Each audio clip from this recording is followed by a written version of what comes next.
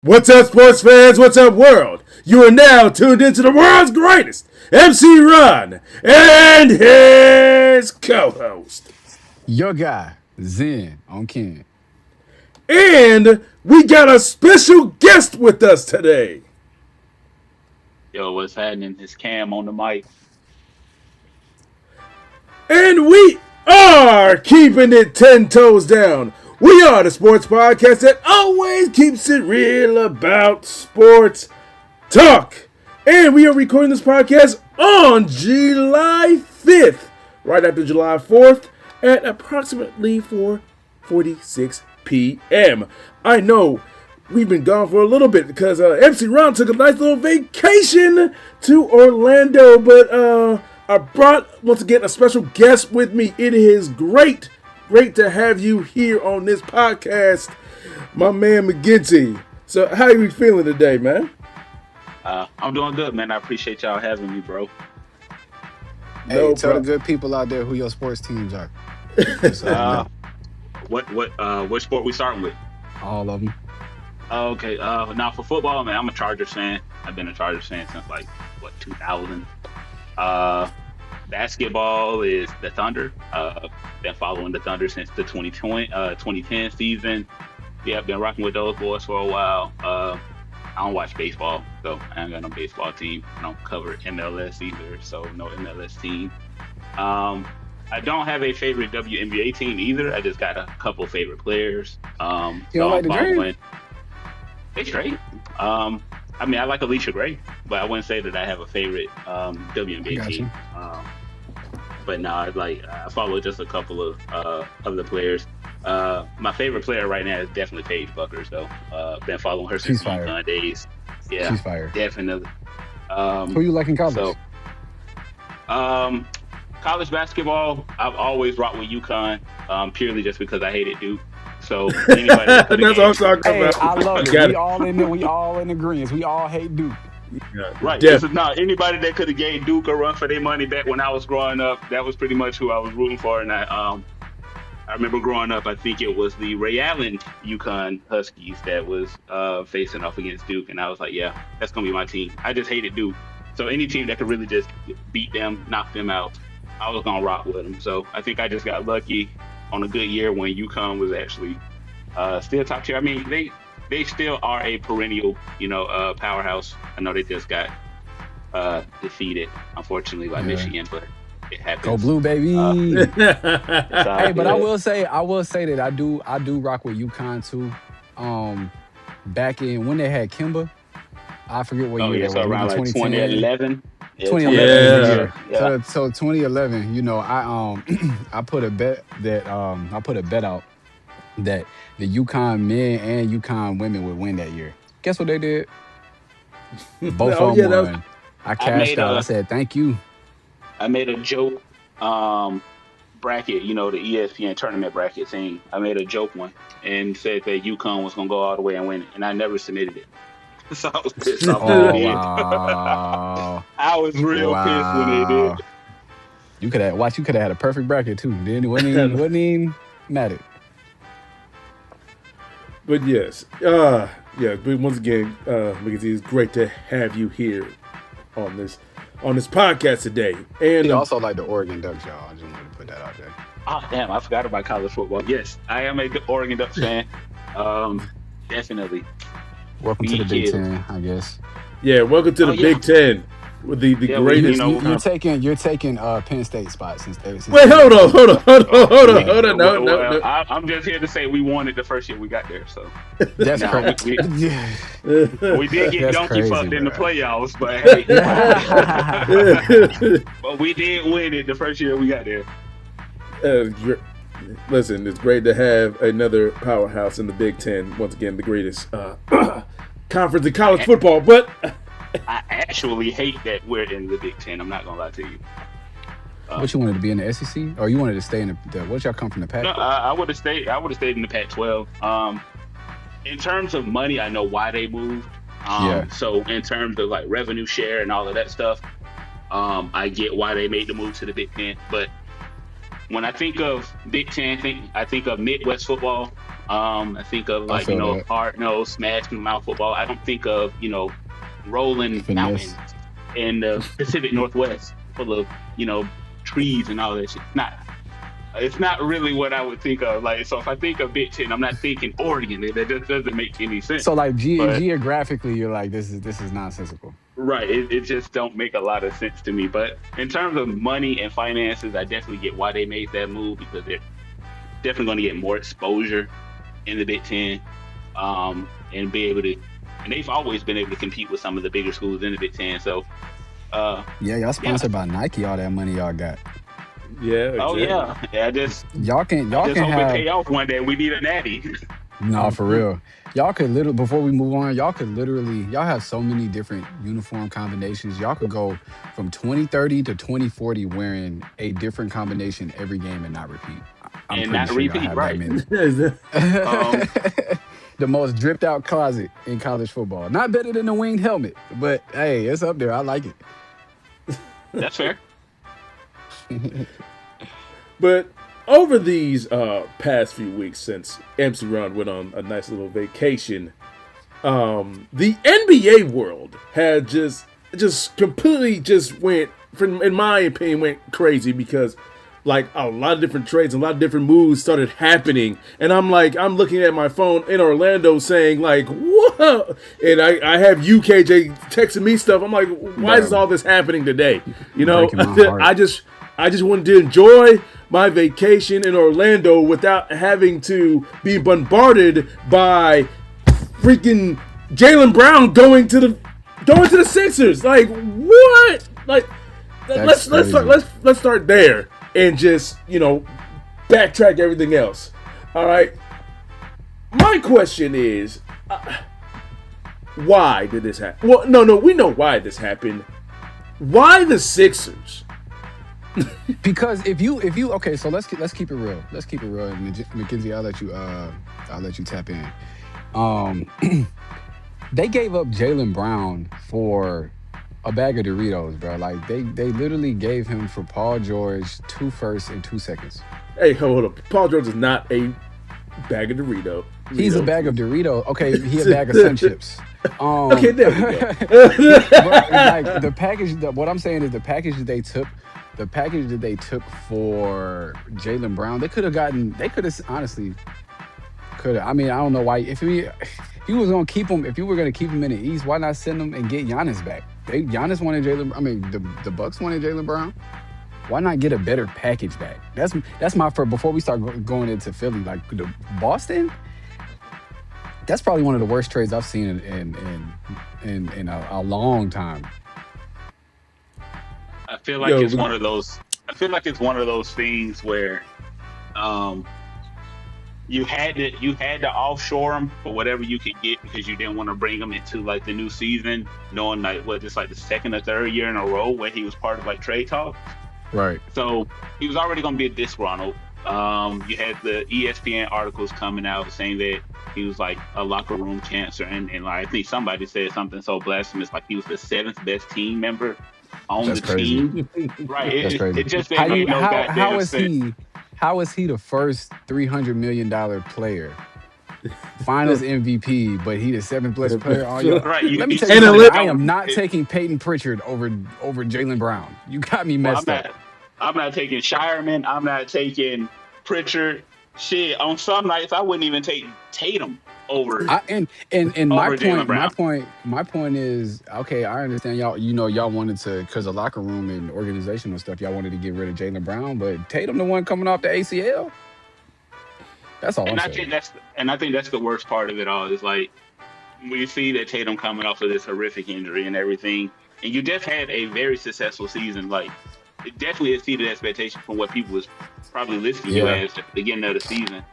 And I think that Jalen Brown showed that he could lead a team if he was given the keys to do so. Now, they did come up short. They did blow that 3-1 lead. So that you do got to factor that in. But I don't know how Boston was looking at themselves in the mirror and saying, like, yeah, this is the best deal we can get. Like, we can't win with Jalen Brown, but we're going to go out here and get a 36-year-old Paul George. And that's going to take us over the top. You see what I'm saying? Like that's the stupidest shit in the world. Like Paul George, whom you're only gonna see for. I'm sorry to cut you off, but whom you're only gonna see for like how many games? He's not healthy all season. 45 would be the top. Probably about 45 to 46, right? Yeah. And then because you are Boston, and so you're good enough to still go to the playoffs. So by the time you get to the playoffs, he's gonna be hurt, broke down, tired. Right. Like mid podcast, he's gonna be doing what we doing, having podcasts instead of in the locker room. Now, I do have to give credit where I did see glimpses from Paul George last year in the playoffs, and I do believe if Philly was a little more healthy, I'm not saying they would have beat New York, but they definitely wouldn't have got swept. And unfortunately, like a lot of those injuries kind of bit Philly in the butt last year with him.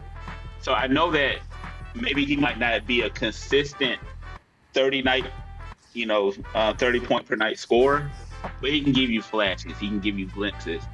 And that might be enough to win you a series or two. It definitely won't be enough to get you over the hump. I don't know how Boston really came out of this saying like, this gonna take us to the promised land with this one. Like we just fucked the game up with this one. Like you literally could have gotten anybody. You could have gotten any. You telling me you shopped him around all 30 teams, or 29 other teams, and none of them gave you a better offer than Paul George and 4 picks? I don't know. I thought it was a bad trade, but for Philly obviously won this trade very much so because now you have Jalen Brown to go with VJ Edgecombe, who did very well as a rookie last year, and Tyrese Maxey, who's already there, and so there. And I guess they doing Embiid on a minutes restriction, which kind of sucks because he is one of the best players in the league when he's healthy. But like, hey, to keep him healthy, if you gotta play him 25 minutes a night. And he give you 25 and 15. Okay. My only thing with Embiid is that he ain't healthy most of the time. Nope. And some of it is due to his own detriment because he does flop a lot. So I'm eager to see how this works out since Jalen Brown was actually criticizing Joel Embiid for all his goddamn flopping. And now they get to be teammates. So that's going to be an interesting dynamic in the locker room. So I want to see how that play out. I just think that if healthy, yes, I think this does push Philly to one of the top premier teams in the East. Definitely third, maybe. If fully healthy, maybe third, maybe second at most. I don't know. Well, from Philadelphia's point of view, this is once again their front office, their whole fan base. Everybody's doing backflips. Hooray! Congratulations. I would say this about Philly. Because you mentioned it, McGinty, about Joel Embiid and this whole process era, and really the face of the process era is Joel Embiid. I'm just going to say this. Right. They better win. That's all I'm going to say. They better win, especially for this process era. They better win with Joel Embiid as the front man. They better win. Because if they don't, for me, if you add in Jalen Brown and you still can't win, if Embiid, you being the leader of the Sixers, if y'all still can't win a championship with all that you have right here, right now, I'm sorry. I would cut bait with Embiid. Like, I mean, but who gonna take that contract though? Like, Joel Embiid is slated to make a lot of money. That's another problem. But I'm just saying, like, if I'm the Sixers, with everything that I got right there, because I look like I got a championship team. I may be adding a certain 41-year-old, but we'll talk about that a little bit later. I'm trying to, but yeah, for me it's championship or bust, especially with Joel Embiid as your main guy. And if you can't say that. I can't say that in good faith. You still got to put some respect on New York. They are defending national champs or world champs, whatever we want to call them. You can't sleep on the Pistons. They've made some great moves over the little free agency period that we've had so far. We're going to get on that. We're going to get on that in a hot second. I promise. don't sleep on Toronto. They did just get Kawhi. Now, if he's healthy and they can make some other pieces, come that way and make some shit shake, that is also a threat. The Hawks are a rising talent in the East. Also, still don't sleep on Cleveland. I know they bombed last year, as they tend to do with James Harden-led teams and stuff like that. Unfortunate, but I will say the East is still more wide open than I guess it appears to be. So I don't And want to also, we put can't that. forget about the Pacers as well. With Halliburton coming back. yeah, I Halliburton gotta was see what he giving look New like. York fits. Yeah, yo, no, you're right. I You're gotta see what absolutely right. he done. He's been out of the game for a year. Yep. He got to get back. He got to get his conditioning back. He got to shake off that rust. So I'm not gonna put Indiana in that conversation like out the gate. Maybe see where they are closer towards All-Star break, and we can see where they go from there. But I won't put the championship or bust label on them. Now if they go add like another high-profile free agent, maybe you can start venturing towards that. But right now, just Jalen Brown, and you think that that's not fair. We can't say that. That's not fair. but you just mentioned something. Kawhi, once again, being traded back to the six. Back to the six. I really want to talk about that because that, for me, it's funny, but not funny at the same time. Especially the reason why Kawhi is going back. If you kind of believe in like conspiracies and all that, which I kind of do. But let's talk a little bit about that. I'll let you go first, McGinty. I don't really have a lot to say from it. I mean, I still got to see what it is that Toronto can add. I don't think just him by himself makes them a uber threat in the East. I mean, it do command some respect, obviously, because it's still Kawhi. He's still one of the best players when he is healthy. But I just got to see more from them. I think I still need to see maybe one or two more key additions. They don't have to be superstars or anything, but just maybe some other pieces that can come in and kind of like help fill out the roster just a little bit more. But him and Scotty Barnes should be fun to watch. I think they Especially should be. defensively. I think they will be good. And we'll just have to see what they can really do. That's fair enough. What about you, KJ? I mean, personally, we must have, to quote Drake, we must have been dealing in spur of the moment. Why did we think you could get us a ring? A That's national how I'm treasure, feeling. baby.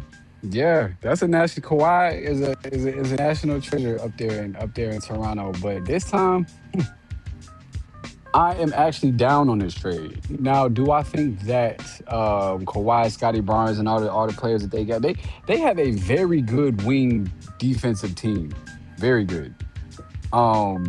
They were fortunate enough to get to the fifth seed last year.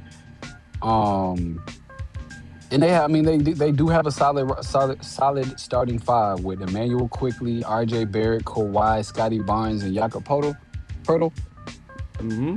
But I mean, I don't like the trade. I feel as though Kawhi struck magic when he went to the Toronto Raptors the first time in 2019. He went there, he got a ring, he got us one of the most iconic finishes and pictures that we've ever had in basketball. But I think in light of saving that legacy, I don't think he should have went to Toronto because you're not going to do that again. Y'all are going to be good, but y'all are not going to be great. You know what I'm saying? I agree with that. And he is also he's also injured a lot. He was more healthy last year, but that's just like when we were talking about Anthony Davis. That 1 year he was healthy. I was like, okay, that's great, but I need to see it again because your track record not looking great. You know what I mean? Right. So I think that he could help like solidify the team, but I'm not afraid of the Toronto Raptors. I'm not afraid of Kawhi Leonard either. See, y'all brought up some great basketball points. But the reason why he is not, the reason why he's back in Toronto, if you believe in once again conspiracy, this man's trying to dodge a RICO case. All right. First of all, that's the most important thing. This man's trying to dodge the U.S. government. That, my friend, that I don't care what anybody else said. Listen, I respect you, Kawhi, trying to dodge the U.S. government because remember, there's certain going on with, I believe, the owner of the Clippers and another company. It's some weird. I'm not really like down with all the specifics, but basically, this man's trying to dodge the U.S. government. But shout out to you, Kawhi, because like for me, like first of all, it's basketball wise, I do agree with you all 100%. I don't know how good actually the Raptors will be with Kawhi right now. All right, like you just said, KJ, I believe there was lightning in the bottle in 2019. Everything kind of happened the right way. If I'm a Toronto Raptors fan, I should not expect lightning to strike twice. It usually doesn't in sports, okay? But the most important thing that for Kawhi is that dodging the government, man. I respect that, man. Try to dodge the U.S. government, but I need you to understand that Canada's gonna still send you right back. So anyway, but yeah, that's the most important thing about this trade. Whew. But KJ, you want to talk about some of the moves that your team made, your two teams. Man, let me tell you something. The beginning of this free agency was very sad for me. Very sad. Man, so I take me a little nap. I wake up, boom.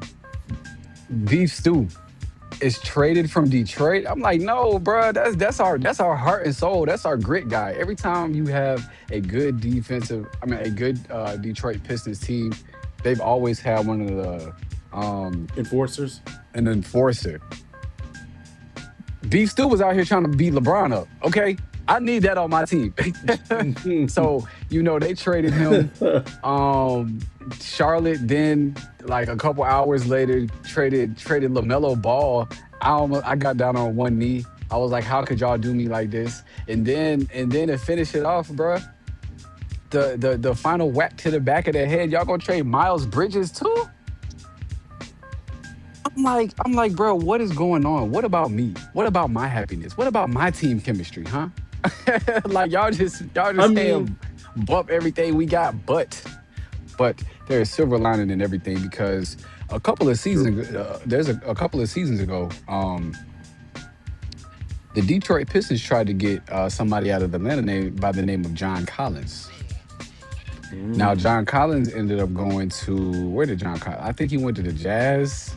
Yeah, he went to Utah. He went to Utah. And I was just like, dang, sorry for my boy. But then we're going to double back this season and now get him back. I was like, okay, bye, Beef Stew. I ain't even sad about that one. Because if you look at a player like John Collins, who's only 28 years old, he's a wing defender. He can play our power forward, which was I would say our most needed upgraded spot.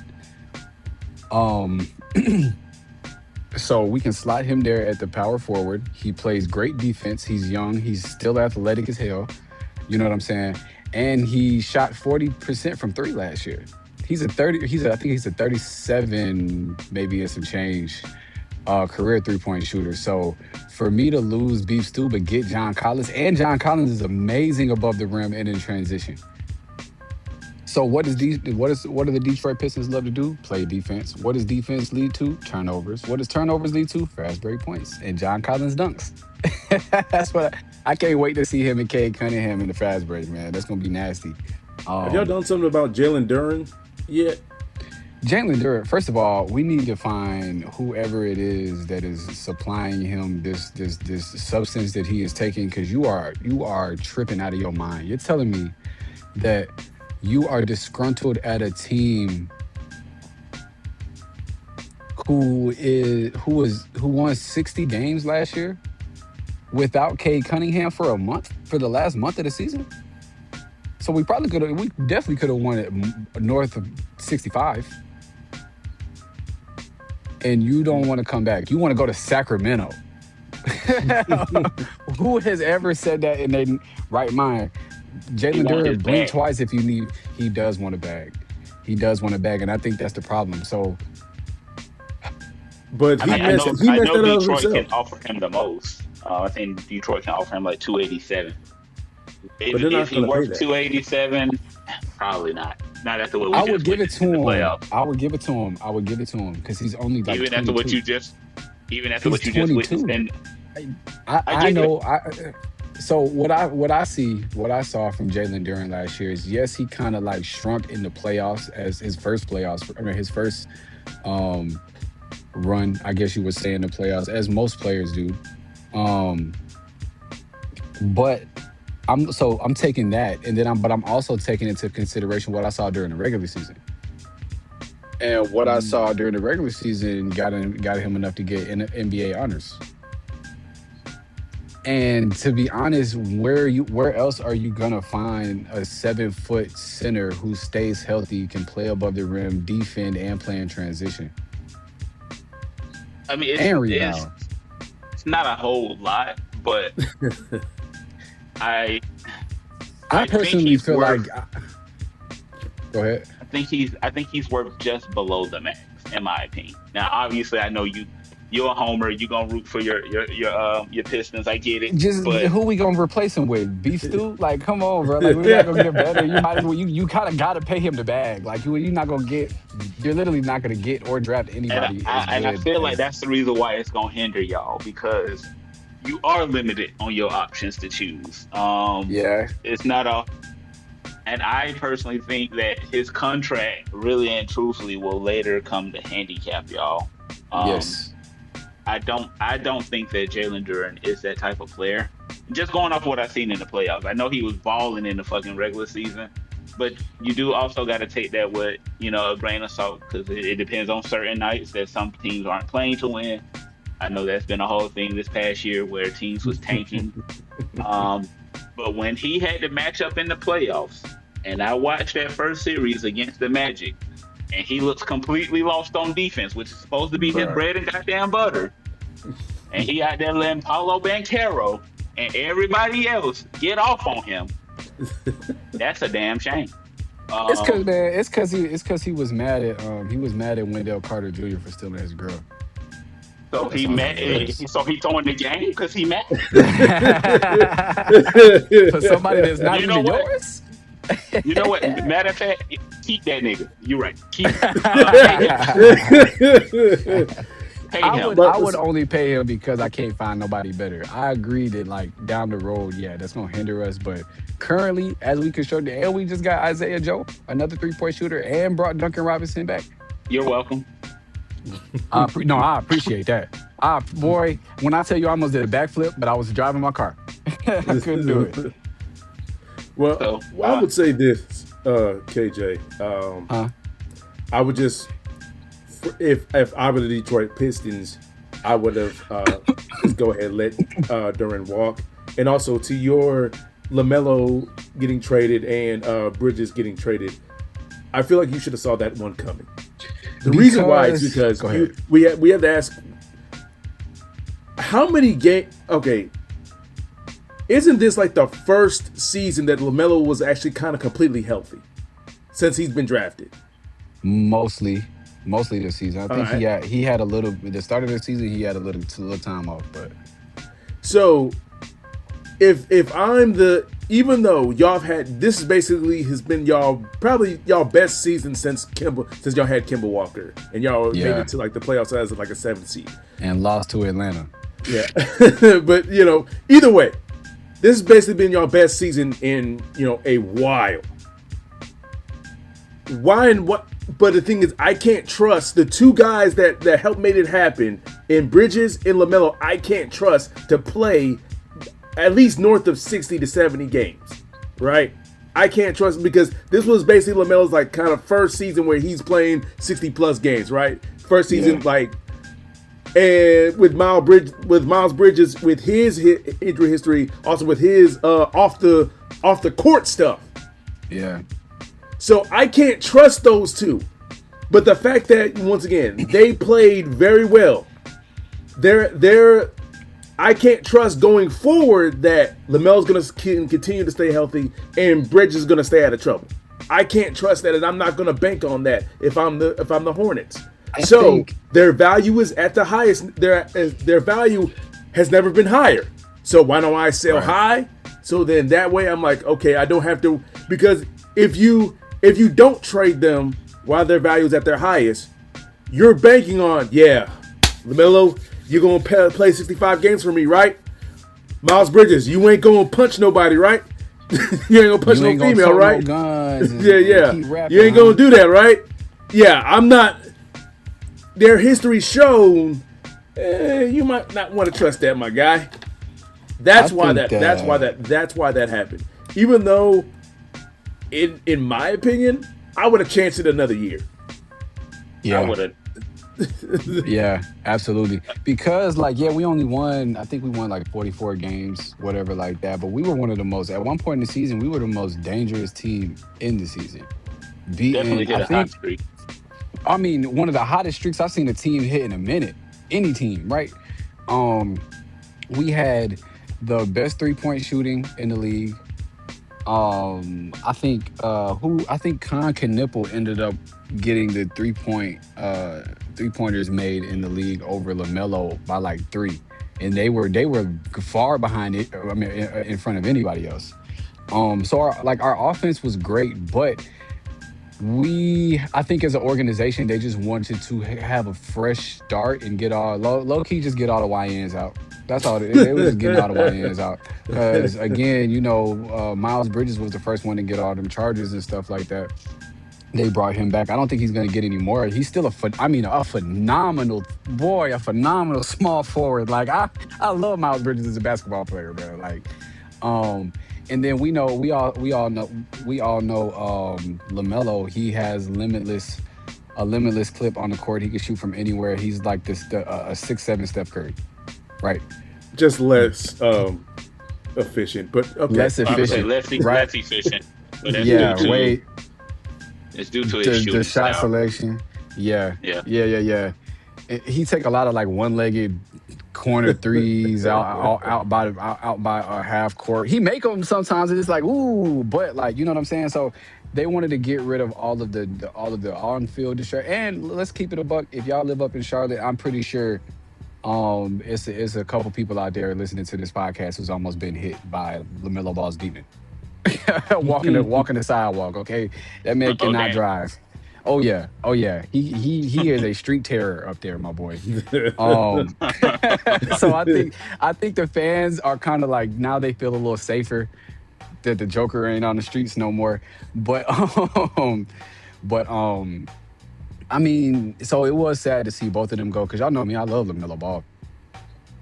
But like, I think that what we have now is a lot more efficient than what we had because what we had in the foot was like what we had before was like the highlight factory. Shout out to Atlanta. You know what I'm saying? But now we got Kobe White, we got Con Knipple still, Brandon Miller, Nas Reed in that trade. Oh my God.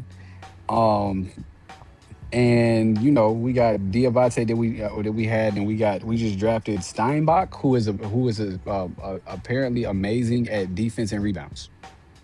And funny. For the future, we have like in the next 7 years, we have 20 draft picks. Woo! Sound like so OKC. I was about to say we looking like OKC right now. So I'm sad, but for the future, okay, whatever. But first of all, did anybody else want to say anything about my Charlotte Hornets? Oh no, I was gonna ask. Well, I was gonna ask Bagitti, because don't worry, we're gonna talk about more about this LaMelo stuff from the Minnesota point of view. But I want to ask McGinty, how does he feel about his Thunder and the moves that they've made this offseason? How you feel about giving me Isaiah Joe? I mean, I hated to see Wiggs go. I hated to see Joe go, but I know why we had to let them go, because we can't afford everybody. I think we're still a little up in the air with Lou Dort, so I'm kind of anxious to see where that goes. I thought y'all re-signed it. I thought y'all re-signed him. We may have, and I might just not remember, I'll but I fact know check it, Case but and that's an Wallace important piece. wanted right because I know Case and Wallace wants a bigger role on the offense. And don't get me wrong, I love Lou Dort, but his offense does limit the Thunder Hmm. at times. So I think if you can get a Case and Wallace, who was one of the premier, perimeter defenders in the NBA this year, I think he led the league in steals. You can also fact check me on that too. Um, and like he can play just as good a defense as Lou Dort, and he plays offense at a better clip than Lou Dort. So I would hate to lose Lou Dort. Don't get me wrong, but I think a younger talent with Case and Wallace pairing him next to SGA with like more minutes and everything definitely might give us a more high-powered offense without losing too much on defense either, because we still got some valuable defensive pieces and everything. I'm glad we got a Daymara out of Michigan, so happy to see that. Man, Um, the even one though player I didn't want y'all to get. he didn't look all that great yesterday in the summer league, but he wasn't like completely terrible either. I didn't watch all of it because by the time I really tuned into everything, it was a blowout. Memphis was really giving their ass that work, so didn't really didn't really care to stick around to watch that. But I do think that there's a lot of upside to him. We got to see how he will flourish a little bit. I know why we went out to get him, so hopefully he can at least keep his feet in front of him, move his feet to stick with Wemby and everything. Because I know that's exactly why we went to go get him. So um, I think another successful season. Obviously, if we can stay healthy, I think we are still the best team in the West. All biases aside, I won't sleep on the Spurs, obviously, but I think the war of attrition is what got us last year. Is that I think we were the better team when you had to put it to paper. I think and like put it in practice, I should say the Thunder was able to execute a little bit better than the Spurs in that series, but that injury bug bit us at the wrong time. J Dub couldn't stay healthy. AJ Mitchell goes down, and then eventually you just allow the defense to load up on Shea and you force everybody else to beat you. So it's no making no excuses though. But the Spurs earned it. They definitely were the better team last year, obviously, but I think when we was fully healthy, I think we gave them a good, solid run for their money and everything. What y'all gonna do about Chet eventually? You know that question's gonna eventually come. Well, we got Chet locked up. Yep, 300 mil, almost. But I'm not mad at Chet personally. Like yes, because a lot of people were saying that he was the reason why y'all lost. I mean, he definitely didn't help on the offensive side. I mean, we're gonna call a spade a spade. He did not play his best offensive game in Game 7.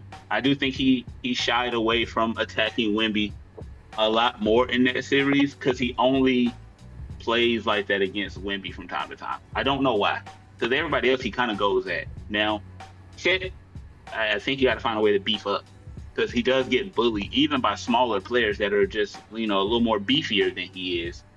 So until he put on some, I ain't gonna say significant weight, but until he can actually like work on like a bully ball move that he can always get to, yeah, he might struggle a little bit. But I don't think that's just Chet's game. I just think that he likes to play in the flow of the offense the way that he needs to play, and it suited us. I mean, I'm not finna shit on my third, maybe second best player, however you want to rank him, but Yeah. we don't win the. We don't win the NBA. We don't win the NBA Finals without Chet or J Dub.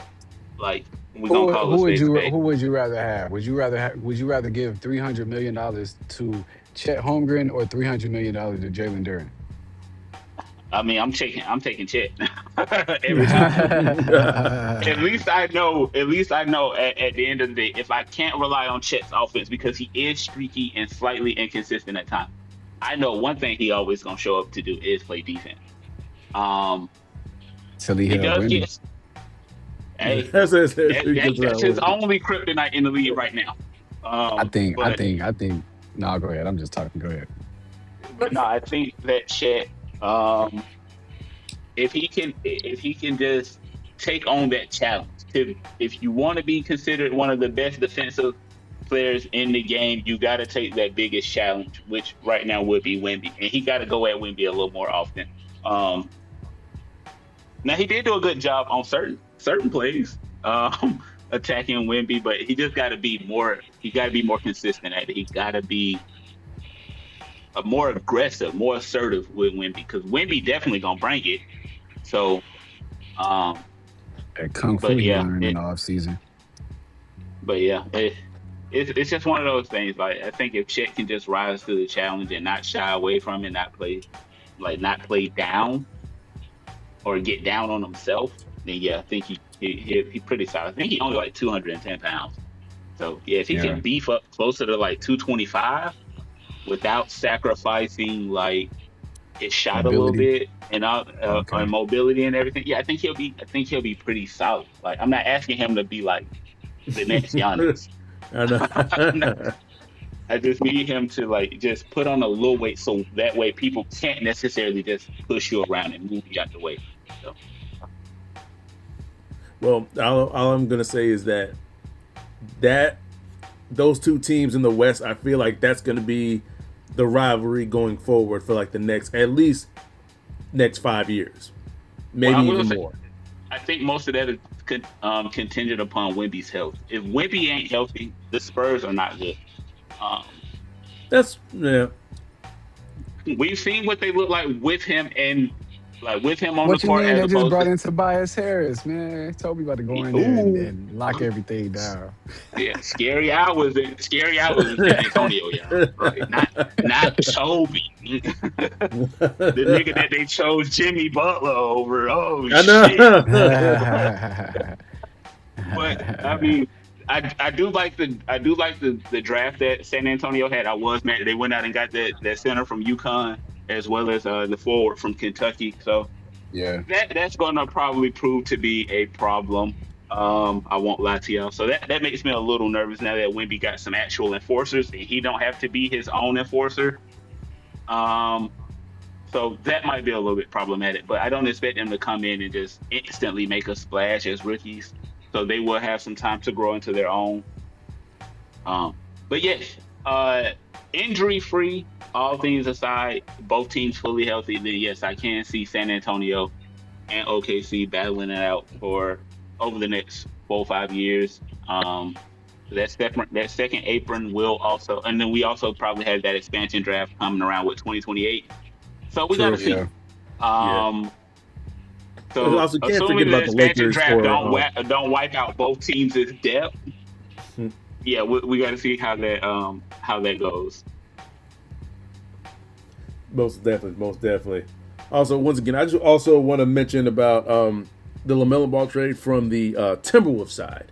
I'm going to enjoy watching the YNs play. I ain't gonna lie, I'm going to enjoy that. All right, I cannot wait to watch LaMelo Ball and Anthony Edwards play together. Now, do I believe that's a championship duo? To be perfectly honest, I don't think so. Personally, but exactly. Why do y'all? Okay, so tell me why y'all don't think that? Because LaMelo. Go ahead. I'll say it's the LaMelo factor. First of it is because he's not an efficient player yet. If he can miraculously get his efficiency under control, it really is going to be scary hours. However, have you seen his passes? Have you seen him as like a point guard, not a scorer? I mean, that might be one of the best point guards in the league. If LaMelo Ball never took a shot, that he might be the best point guard in the league. That man got as much range as he got. He got vision, my boy. Creativity. No doubt. Like it's not as, once again, I don't doubt him as a passer or a playmaker. It's not that. It's just you also got to factor in him as a shooter, as a scorer, and how he. And the things that he likes to do on the court as well. Because if he played just pure point guard and did a lot less of the lot less of the dumb stuff, then I think this duo will be a lot more frightening than I'm giving it credit for right now. But once again, for me, that's a if. I haven't seen that yet. All right, what about you, McGinty? I think, well, one, on the defensive side, it doesn't help them, obviously. He's Not not at all. LaMelo Ball is not a great defender.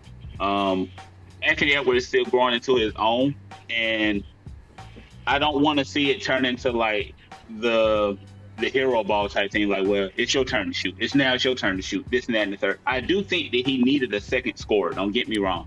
So that will take some of that pressure off of Anthony Edwards. Now that you do have I won't say a consistent scorer because he is still slightly inefficient, but I don't expect him to pull like a Julius Randle where nigga just go completely missing. In the playoffs. He's a complete, because he's a more complete threat than Julius Randle. I definitely would have probably loaded up on Anthony Edwards and like, yeah, Julius Randle, you gonna beat us, big dog. Which is stop. So I do think if you get DiVincenzo back, they definitely have a offensive side of things, but I don't think that this helps them. It didn't move the needle far enough to compete with, OKC or San Antonio. I don't even think it makes them better than Denver. And I know that they was better than Denver last year, and that's fine and dandy. But I think this is more so of a down year on Denver than more so of a up year for Minnesota, if that makes sense. But now we will see, because I think Denver still got some moves to make and everything, and we'll see if they're gonna do something with Jamal Murray or somebody, and we'll see what happens there. But I think I'm not gonna say it makes them worse, because that would be lying. But it definitely didn't move the needle far enough to where I'm saying like, oh yeah, they're one of the top teams in the West. I just can't put that label on Minnesota. They will scare you. They will definitely threaten you. I'm terrified. Oh, hell no. I ain't using that word. They will be fun to watch because they're gonna have some moments. They're gonna be fun as hell to watch. I'm not gonna lie to you. That's what I'm saying. I can't wait to see him. Like, I am very, very excited to watch. They're gonna a Minnesota embarrass Timberwolves people, game. y'all. I don't know if y'all realize it. I think that like, okay, say if both parties come together and like, okay, these are my strengths, these are my strengths, these are your weaknesses, these are my weaknesses. How are we gonna put these together, right? And LaMelo Ball shoots less and or takes better shots and literally focuses on distributing the ball and fast break, right? And then you have Ant as like your primary scorer, you know what I'm saying, feeding off the distribution and the fast break and his own shot making ability and everything like that. And even if he gets into trouble, he just kick it out to LaMelo and he'll hit a logo three. Everybody gonna be like, oh, I don't know. I'm scared. I don't know how many games. I'm not gonna say they're definitely not gonna be a bad team at all. I don't know how effective that they are going to be, but I definitely think that they're going to be a really good duo. I think they're going to be a very entertaining duo. They're definitely going to be entertaining. I think if I had to put a number to them where they finish in the West, they definitely a 5 or 6. I was about to say a 5 seed right there, right on the dot. Yeah, I would say a 4. I even think some of the moves that Houston made kind of puts them over Minnesota. And I know Houston's still trying to go out and do some more, because I wouldn't be surprised. I wouldn't be surprised if they try to move on from Şengün and see what they KD can get. don't like them. I mean, well, KD don't like none of their ass, but yeah, we saw the burners. We saw the burners. Like, I think the only person he probably didn't have a problem with for real was like Amin Thompson or I forget who plays for who, but yeah, so I think it's only Amin Thompson he really didn't have a problem with and didn't say nothing bad about. But I do say, like, if you KD, man, you gotta like stop talking shit about your teammates on burners. Right. And KD, my boy, he part of the reason why I am a Thunder fan. Like, that was my favorite player once upon a time. Like, so he still gotta be your favorite player. No, I mean, hey, let me say, KD was MC Ron's favorite player too. I had to humble him on KD a couple times, but everybody at one point liked KD. I love KD. I love his game. I think he's still one of the more elite scorers in the game, if not the top elite scorer. He can still give you 25 to 27 a night. He do need somebody to come along for the ride, and I do think them not having Fred VanVleet last year hurt them a lot. Most I don't know definitely. how much it would have helped them. I definitely think it would have helped them in that Lakers series. Yeah. But I mean, I'm not gonna say him playing would have took the Rockets to like the number 3 seed or something like that. I'm not gonna say that, but I think that Fred is honestly, I have the Houston Rockets as a sleeper team, as a dark horse, as my dark horse team in the NBA, because they had everything they needed last year. They just needed a point guard. They brought in. right. That's why the whole reason why they brought in Van Vliet, right? But then Van Vliet is out for the season. Now they don't have no point guard. Now you have a bunch of guards and forwards running the show, right? And that's not really kind of how. That's really not what you want. Which forced KD to play a little bit more than he probably would have liked to.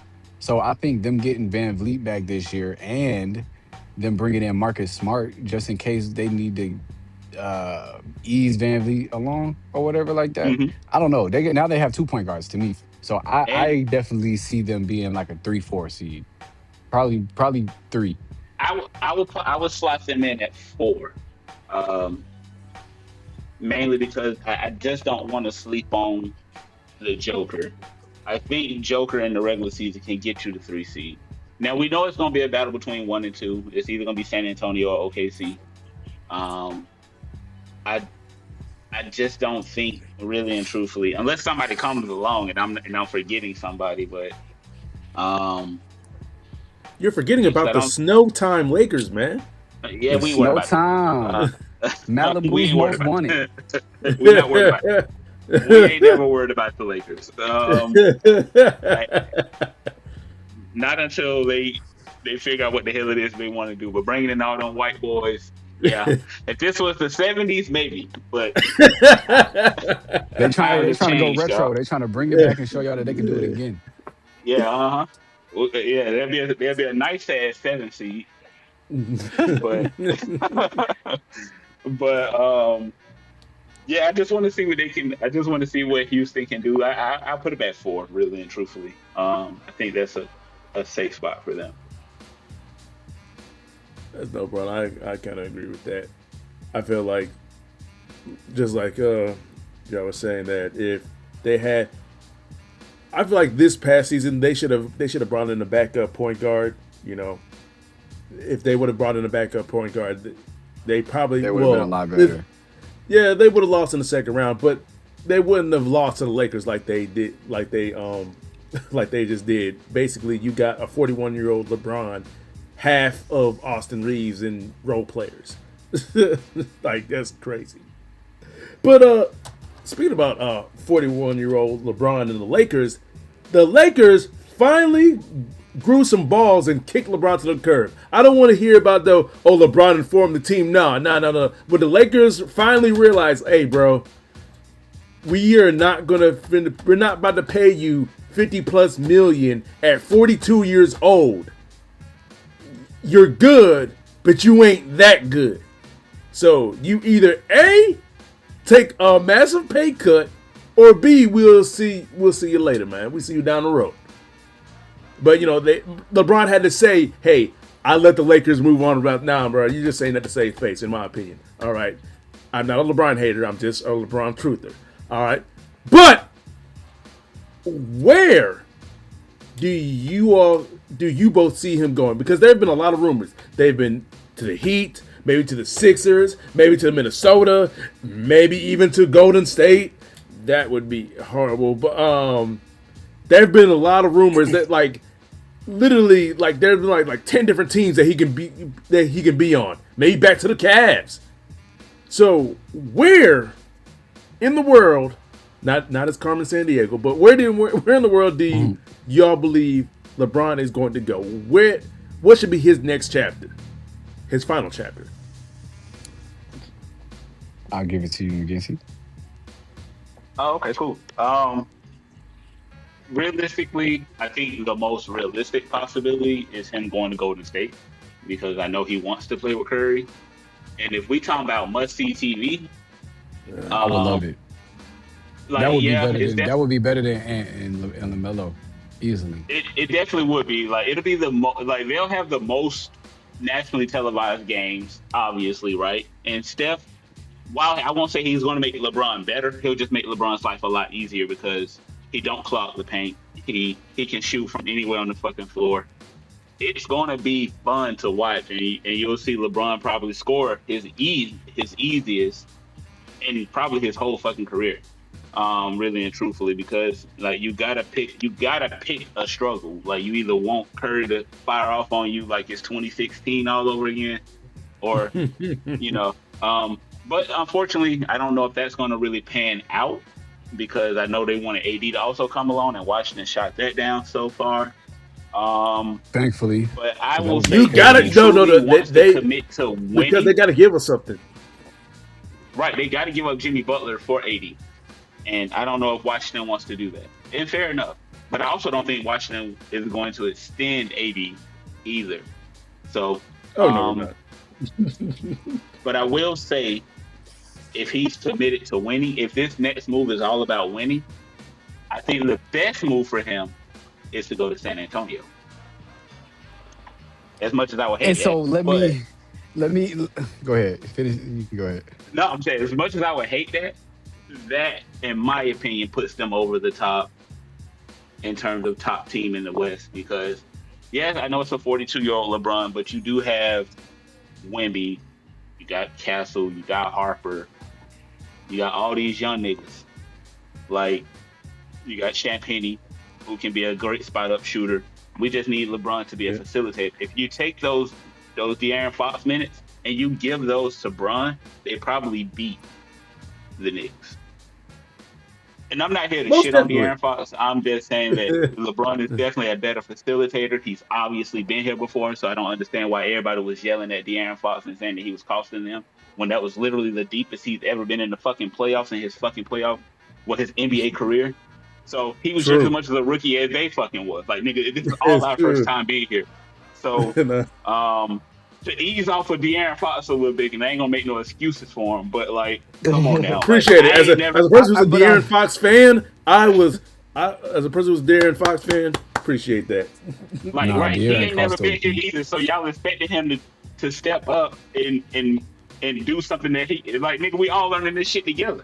So not to make a whole lot of excuses, but if you'd have slotted like somebody like a LeBron or maybe even a Chris Paul in that situation, like, they definitely probably would have beat the Knicks. So Bron going to the Spurs, in my opinion, does put them over the top, and it should make them the favorites to win the NBA Finals this season because of the talent that they do have. And then if you have Bron acting more as like a facilitator, that keeps the ball out of Stephon Castle's hands because we know he's not a facilitator. Dylan Harper can still go out and get his buckets. Wemby is always going to be a fucking lob threat fucking with Bron. So, yeah, it's just going to be crazy. But see, they absolutely would be favorites in the NBA to win the finals, right? That's why LeBron can't go there. Because then he would be ring chasing. Then I could be like, okay, now you're ring chasing. And he might definitely want a ring to, in his career. I don't know any player that wouldn't want one, but I think San Antonio is one of them teams just for legacy he can't go to. I mean, and I don't mean to cut you off, but I mean, he's ring chasing no matter where he's ring chasing no matter where he goes, because I think Rich Paul also said that if the Knicks didn't win the finals, he was going to New York. So yeah, exactly. Either one of those two teams, really and truthfully, could use his services, and they make them the favorites in that particular conference. You see what I'm saying? Absolutely. More so the East. Like the Knicks with LeBron on that team would go crazy. Don't get me fucking wrong. I would hate it because I hate the Knicks. But I mean, I would hate him. I would hate for him to go to the Spurs too because, like, it's an in-conference opponent. So, but I think that, like, Bron going to either one of those teams makes them the favorite. But I think if you want a real winner, you go to San Antonio. Damn the ring chasing. Now, if he just want to go have fun and shoot the vibe, he could stay with LA. You know what I'm saying? Like shit, Yeah. it's all vibes over here. I mean, you would I be in the think biggest the market. only two plays places LeBron can go would be either, like you said, it would be fun if he went to Golden State. Everybody wants to see him play. Well, a lot of people want to see him play with Curry just because of how fun that would be on screen, right? But for me, Right. I think honestly, the best place to go is just if you go back to Cleveland, bro. You definitely don't want to go to Miami. If you go to Miami, who's gonna shoot the ball? Okay. Okay. Fair. Um, That's fair. you dig? I mean, his options are open to all 30 teams, all 20, the rest of the 29 teams in the league. No, But hell, like he can't Detroit, come to OKC. but like He okay, can't so come to we Washington. got I'm sorry, no. we got top team. First of all, don't nobody want to go to Washington, but KD wants to come to Washington. He knows deep. He knows deep teams, down inside of his heart he wants to go to Washington. the top two teams in the East, Detroit and New York. He can't go there. I mean, we don't want him there. Why would you go to Detroit? You know what I'm saying? Like, you might as well go finish your career in Cleveland. And even if he does go to Cleveland, I think that roster would probably be the best roster he would have if he went anywhere outside of the Spurs.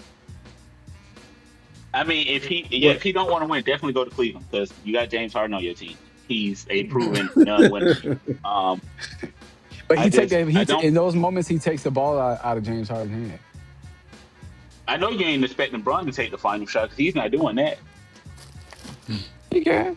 So, We got Spider still. Spider not bad. That's his team for real. So we relying on Donovan I Mitchell expect to shoot LeBron that final James. shot. He can. I expect LeBron James to make the correct play as he always does. So sometimes that's LeBron hitting the three, and he does that. Sometimes that's LeBron passing it to Spider. I will live with it.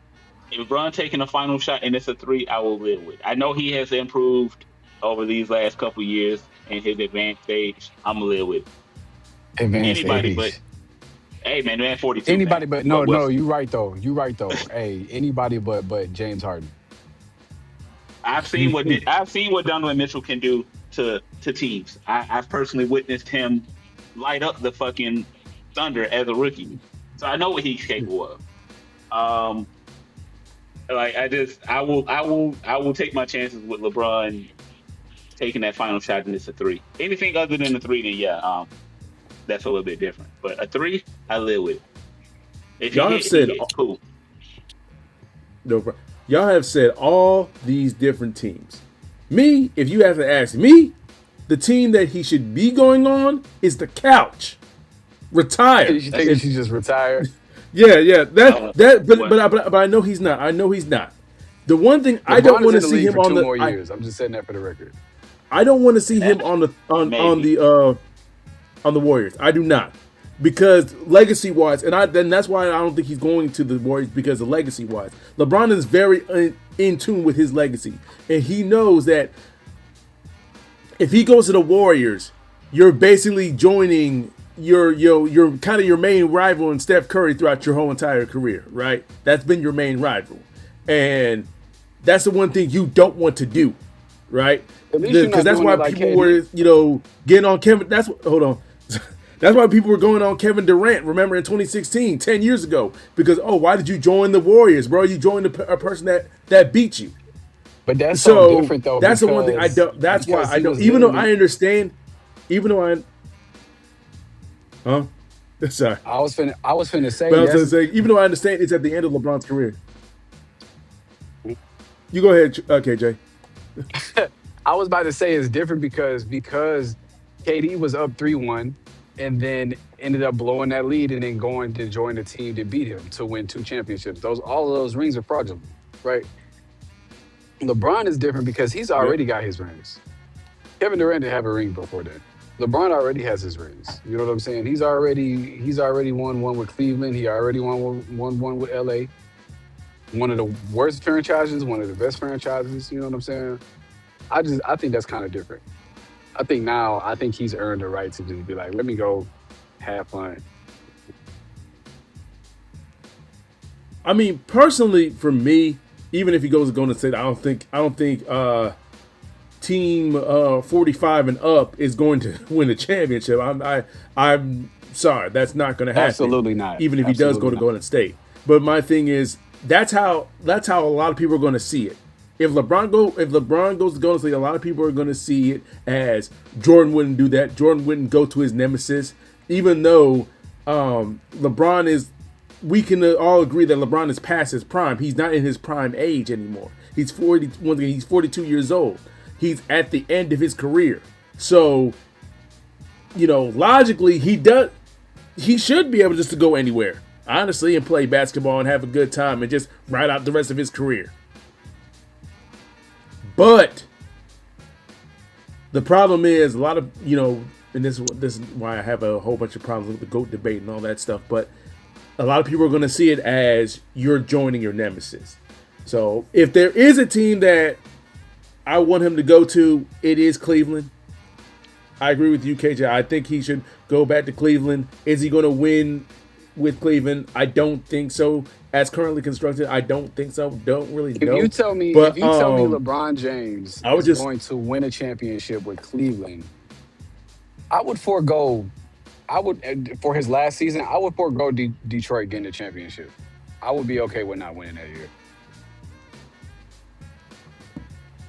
You're better than me.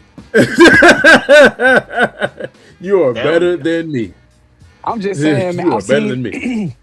I've seen Detroit win championships. I love LeBron, so I just want to see that man grow up one good time and prove to everybody that he the GOAT. I feel like he deserved it.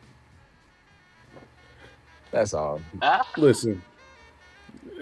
I don't know. GOAT. I think the best send off in terms of like story wise, go home. In terms of raw, we'll say TV rating, you go to Golden State. If they are healthy, they will be a threat, obviously, in the West. Probably a top 5 team. And that's going to put so many eyes on them. Curry and Bron playing together. It just makes the most sense from a TV ratings standpoint. They're going to have more ratings than the Olympics. I promise. Probably so, and I wouldn't even argue, like, especially if they're like closing in like on history and stuff like that and shit, man.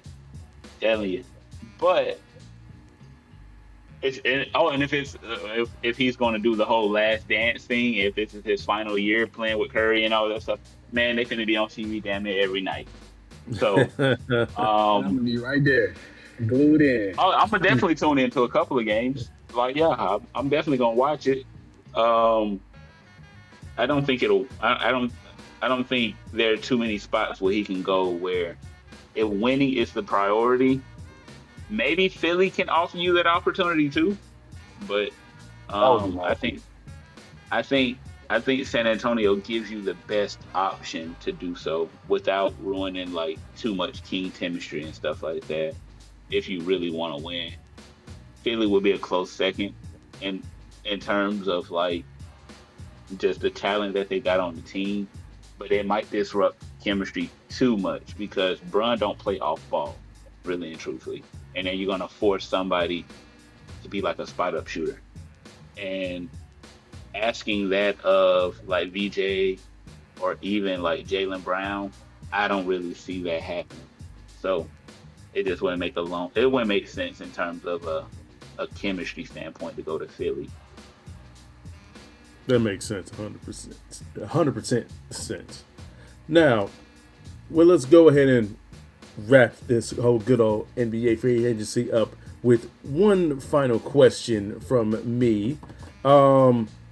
What has been your favorite move during this free agency?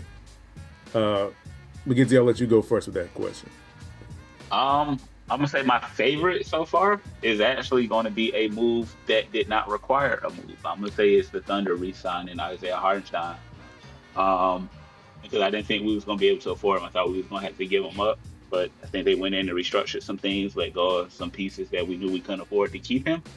So I think that keeps us competitive with, even with the added addition of Ademara.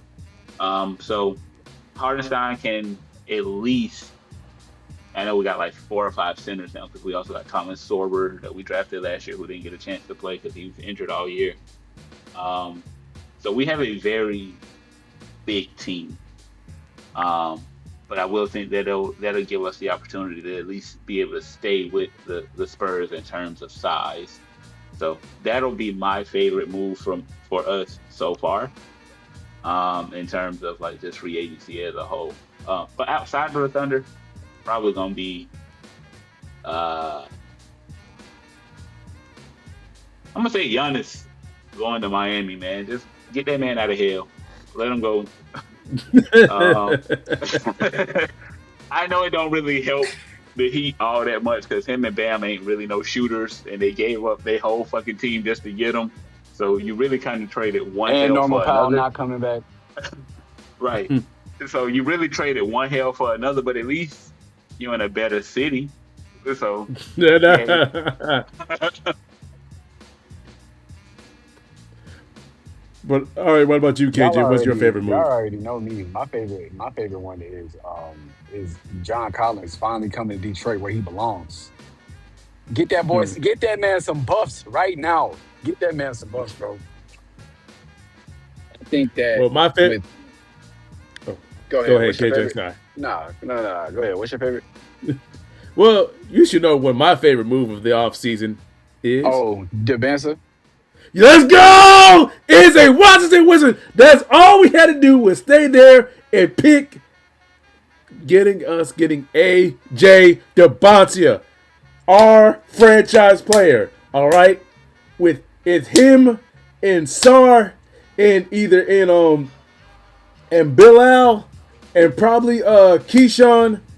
Bub, you're gonna probably be the odd man out. I'm sorry, but that's the young core, baby. I can't wait. I really can't wait. I am so excited for this season as a Wizards fan. Actually, I lied to y'all. I love the fact that, and I'm sorry to cut you off, Ramel. I love the fact that the Wizards extended Trae Young. It did show me that they truly don't really want to fucking win. Hey. We're just trying to get 35 wins, okay? That's it. We're just trying to get 35 wins, okay? That's all. And remember, in 2021, he did take the Hawks to the Eastern Conference Finals. And remember, he got hurt. That's the reason why the Bucks were able to beat him. That's all I'm going to say. What year are we in? 2021. We in 2026 right now? Yeah. I understand it was 5 years ago, but he hasn't been healthy, all right? What have you done for me lately? Not a damn thing.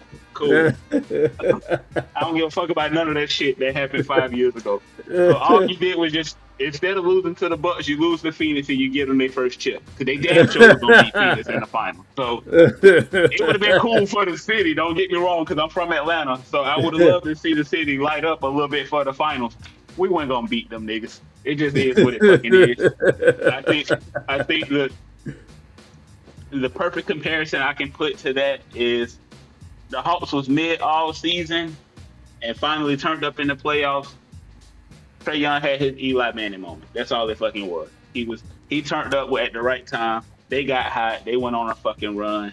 It did unfortunately end in disaster because I didn't want to see him get hurt. But really and truthfully, I don't think they was gonna win the finals. I do think they could have at least threatened the Bucks, if not beat them outright. I know they was up 2-1 in that series, but Trae Young since then has not really been able to recapture that lightning in a bottle. So, and I'm not shitting on him because he is also a fun player to watch, but he's a shorter, in my opinion, LaMelo Ball. I was about to say a shorter LaMelo Ball. He just.